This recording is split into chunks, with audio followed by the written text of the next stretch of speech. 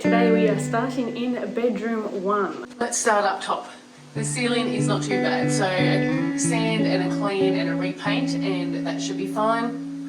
The electrician is coming in to replace the lights, and we're going to put a fan in and some downlights. Next up are the walls. They are terrible.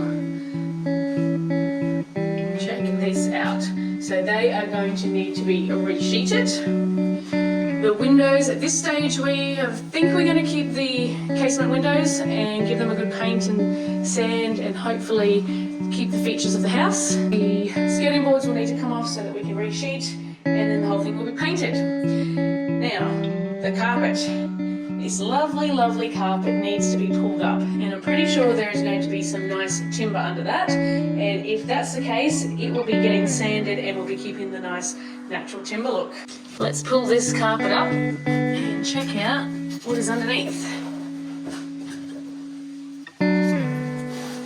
Alright, so I think there is some good looking floorboards under there, so I'm going to rip up all the carpet and dig up all these lovely nails, and we'll see what it's going to look like.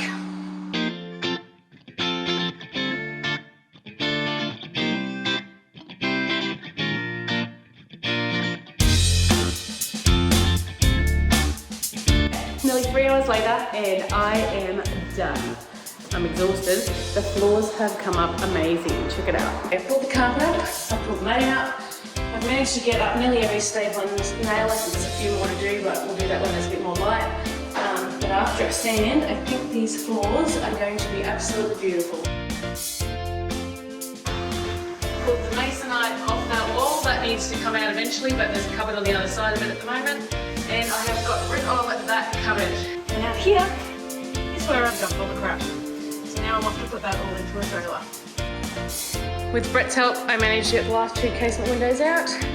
So they're now here. I need to take all the hardware off them, sand them and paint them. All the windows have been taken off and repainted. And Brett has done an awesome job of cleaning up all the hardware. Good job, Brett. Yep, so the windows open and close a lot smoother now than they used to, because they used to just jam. That's worked out really well, just hitting those hinges there with a wire and brush did the trick, so that cleaned up all the gunk out of them. Also, I will admit I did make a little mistake today. I decided that I was going to prime the windows and accidentally use wall paint, so I needed to resand that back and start again. But anyway, that's not the worst thing that could happen. We've made a decision to actually take the walls out. We were going to resheet over the top of them, but we've decided that we are going to take the walls out. So our job today is going to be removing the walls. We are nearly done.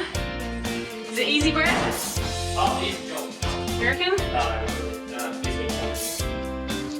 We have taken all the old masonite out, and we are going to do some gyprocking. Brett, have you gyprocked before? No, we'll give it a crack. You've been watching some YouTube videos, right? I'm a pro. Okay. Done. Nothing is going to go wrong. We've got a supervisor here. Alright, let's get started.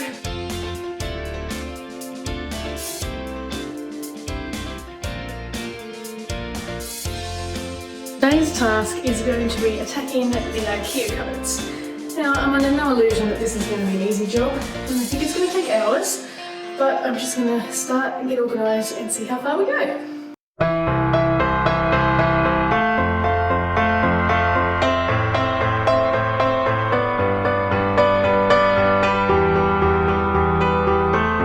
And the first of the 4 cupboards bases are done, and I thought I'd give a bit of an update on flat pack furniture. So my first piece of advice is make sure you read the instructions and read them carefully before you start. So at first it might seem confusing, but when you look there'll be close-ups on the pictures that actually explain bits and pieces that you think, like, that doesn't fit there, and then you read it more carefully and it definitely fits. So make sure you read the instructions.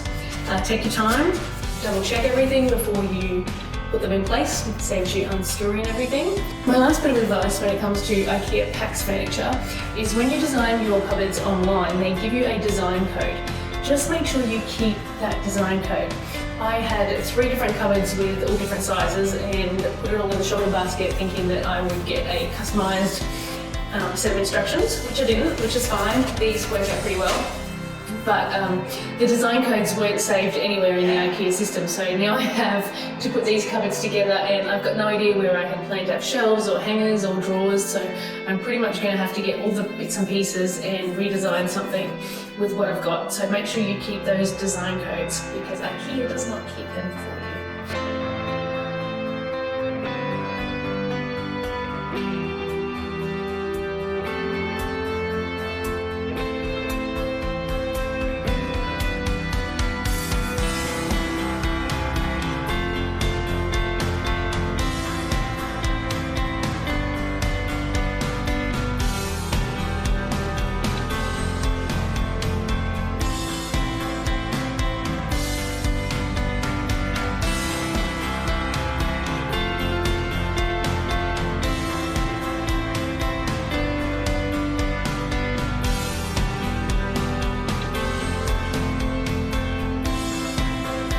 I would have thought that it went through to,